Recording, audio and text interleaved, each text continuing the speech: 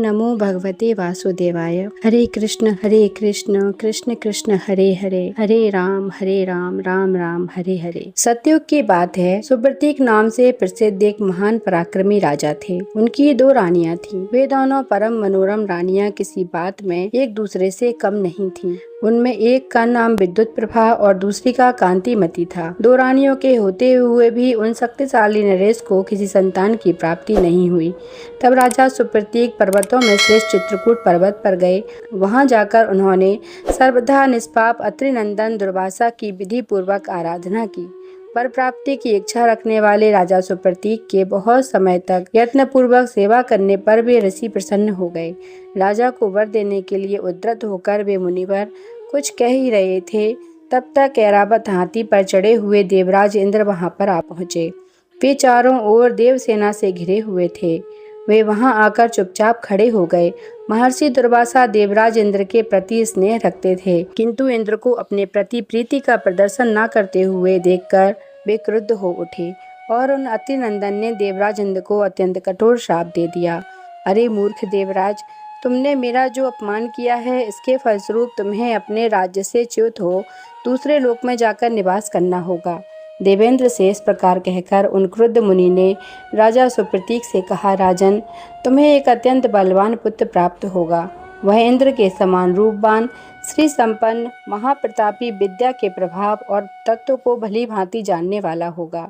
उसके कर्म क्रूर होंगे। वह सदैव शस्त्रों से सन्नद्ध रहेगा और वह परम शक्तिशाली बालक राजा दुर्जय के नाम से प्रसिद्ध होगा। इस प्रकार वर देकर मुनिवर दुर्वासा अन्यत्र चले गए। राजा सुप्रतीक भी अपने राज्य को वापस लौट आए। धर्मज्ञ राजा ने अपनी रानी विद्युत प्रभा के उदर में गर्भधान किया। रानी के समय आने पर प्रसव हुआ। उस महाबली पुत्र की दुर्जय नाम से प्रसिद्धि हुई।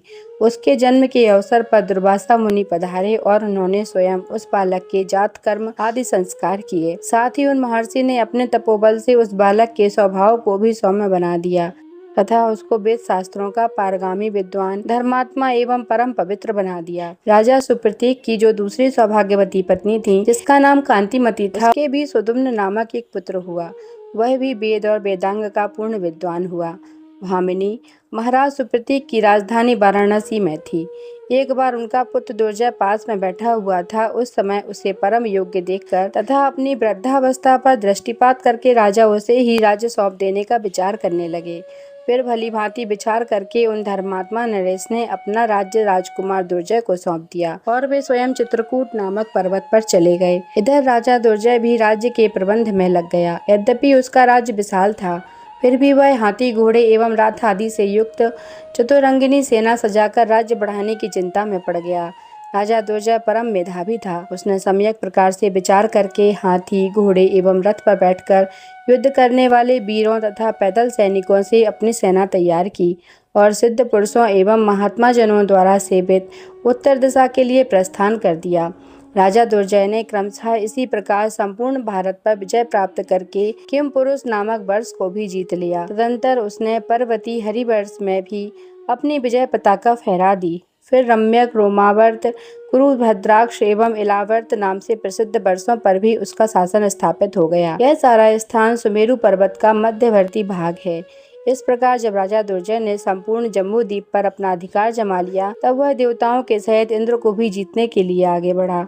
सुमेरु पर्वत पर जाकर उसने वहां अनेक देवता, गंधर्व, दानव, गुहंग, किन्नर और दैत्यों को भी परास्त किया। तब तक ब्रह्मपुत्र नारद जी ने दुर्जय की विजय के विषय में देवराज इंद्र को सूचना दे दी। देवराज उसी क्षण लोकपालों को साथ लेकर उसका वध करने के लिए चल पड़े, किंतु जल्दी ही राजा दुर्जय के शस्त्रों के सामने उन्होंने घुटने टेक दिए।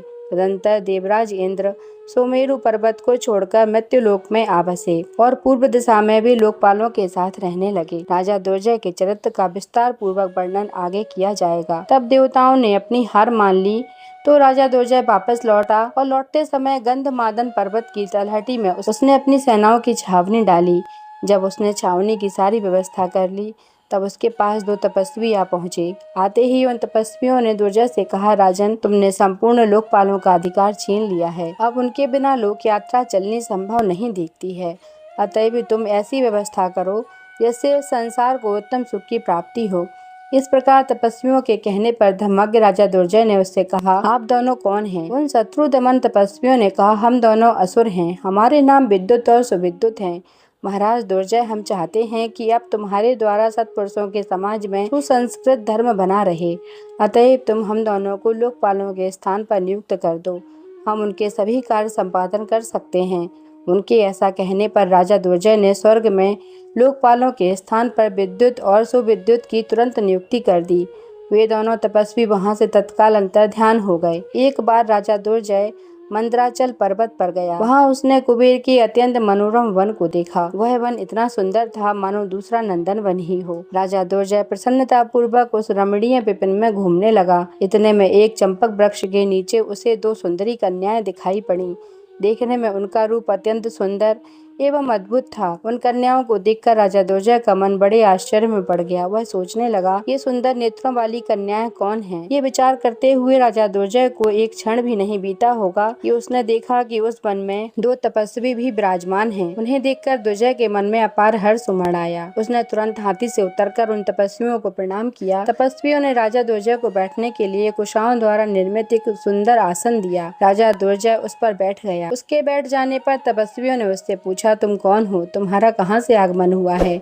किसके तुम पुत्र हो और यहाँ किस लिए आए हो? इस पर राजा दुर्जय ने हंसकर उन तपस्वियों को अपना परिचय देते हुए कहा, महानुभावों, सुप्रतीक नाम से प्रसिद्ध एक राजा है। मैं उनका पुत्र दुर्जय हूँ और भूमंडल के सभी राजाओं को जीतने की इच्छा से यहाँ पर आया हूँ। कभी कभी आप कृपा कर मुझे स्मरण अवश्य करें।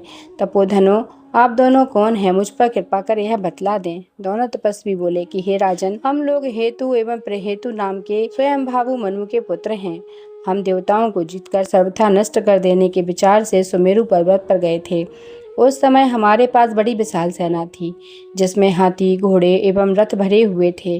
देवता भी सैकड़ों एवं हजारों की संख्या में थे। उनके पास महान सेना भी थी, किंतु असुरों के प्रहार से उनके सभी सैनिक अपने प्राणों से हाथ धो बैठे।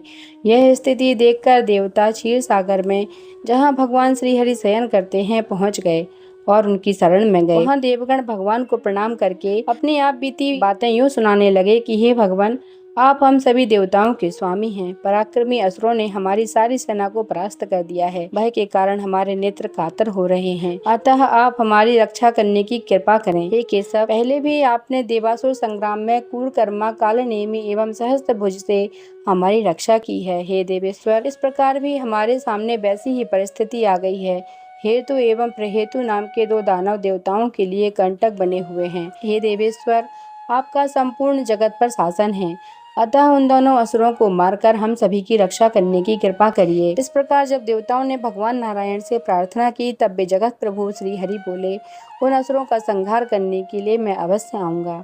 भगवान विष्णु के यह कहने पर देवता मन ही मन भगवान जनार्दन का स्मरण करते हुए सुमेरु पर्वत पर गए। वहां उनके चिंतन करते ही सुदर्शन चक्र एवं गदा धारण किए हुए भगवान नारायण हम लोगों की सेना का भेदन करते हुए उसमें प्रविष्ट हो गए। उन सर्वलोकेश्वर ने अपने योगेश्वर का आश्रय लेकर उसी क्षण अपने 1 से 10 और फिर 1000 लाख तक करोड़ों रूप बना लिए।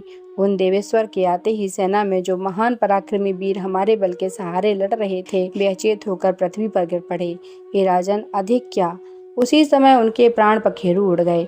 इस प्रकार विश्व रूप धारण करने वाले भगवान नारायण ने अपनी योग माया से हमारी संपूर्ण चतुरंगिनी सेना का, जो हाथी, घोड़े, रथ एवं पैदल वीरों एवं ध्वजाओं से भरी हुई थी, संहार कर डाला। बस केवल हम 2 दानवों को बचे देखकर वे सुदर्शन चक्रधारी श्री हरि अंतर्ध्यान हो गए। सांग धनुष धारण करने वाले भगवान श्री हरि का ऐसा अद्भुत कर्म देखकर हम दोनों ने भी उन प्रभु की आराधना करने के लिए उनकी शरण ग्रहण कर ली। हे राजन, राजा सुप्रतीक हमारे मित्र थे और तुम उनके पुत्र हो। ये दोनों कन्याएं हमारी पुत्री हैं। मुझ हेतु की कन्या का नाम सुकेशी और इसी प्रहेतु की कन्या का नाम मिश्रकेशी है। इन्हें तुम अपनी अर्धांगिनी के रूप में स्वीकार कर लो। हेतु के इस प्रकार कहने पर राजा दुर्जय ने उन दोनों मंगलमयी कन्याओं के साथ विधि पूर्वक विवाह कर लिया। सहसा ऐसी दिव्य कन्याओं को प्राप्त कर दुर्जय के हर्ष की सीमा नहीं रही। वह सैनिकों के साथ अपनी राजधानी में लौट आया। बहुत समय के बाद राजा दुर्जय के 2 पुत्र हुए। सुकेशी से जो बालक उत्पन्न हुआ उसका नाम प्रभव पड़ा और मिस्र केसी के पुत्र का नाम सुदर्शन रखा गया। राजा दुर्जय महान वैभवशाली तो था ही, उसे परम श्रेष्ठ 2 पुत्रों की प्राप्ति भी हो गई। कुछ समय के पश्चात वह राजा शिकार खेलने के लिए जंगल में गया। वहां जाकर उसने भयंकर जंगली जानवरों को पकड़कर बांधना शुरू कर दिया। इस प्रकार वन में विचरण करते हुए राजा दुर्जय को जंगल में कुटी बनाकर रहने वाली एक पुण्यात्मा मुनि दिखाई पड़े। वे महाभाग मुनि तपस्या कर रहे थे। उनका नाम गौरमुख था। वे ऋषियों के परिवारों की रक्षा तथा पापियों के उद्धार कार्य में लगे रहते थे। उनके आश्रम में विशिष्ट गुणों से युक्त एक पवित्र सरोवर था। वहाँ एक ऐसा उत्तम वृक्ष भी था जिसकी सुगंध से सारे वन का वायुमंडल सुगंधित हो उठता था। वे मुनि अपने आश्रम में स्थित होकर ऐसे जान पड़ते थे मानो कोई मेघ उत्तम विमान पर आरूढ़ होकर आकाश से पृथ्वी पर उतर आया हो। मुनिवर गौरमुख के दैदीप्यमान मुख से छिटकता हुआ प्रकाश आकाश को जगमगा देता था। वे पवित्र वस्त्रों से सुशोभित थे। उनके शिष्यों की मंडली उच्च स्वर से साम वेद का गान कर रही थी। उनके आश्रम में मुनि कन्याएं तथा मुनि पत्नियां भी अत्यंत सात्विक वेश धारण किए हुए थीं। सुंदर पुष्पों से लदे हुए अनगिनत वृक्ष उस आश्रम की शोभा बढ़ा रहे थे। इस प्रकार उस आश्रम में मुनिवर गौरमुख की यज्ञशाला अद्भुत शोभा को प्राप्त हो रही थी। और इसी के साथ वराह पुराण का अध्याय 10 यहीं पर समाप्त होता है। बोलिए ओम नमो भगवते वासुदेवाय। जय श्री कृष्ण। अब वराह पुराण के अध्याय 11 में हम सुनेंगे राजा दुर्जय का चरित्र तथा नैमिषारण्य की प्रसिद्धि का प्रसंग। इसके लिए हम सुनेंगे वराह पुराण का अध्याय 11। तो जुड़े रहिए आप सभी लोग कथा के साथ और इसी तरह से वराह पुराण की कथा को सुनते रहिए। जय श्री कृष्ण।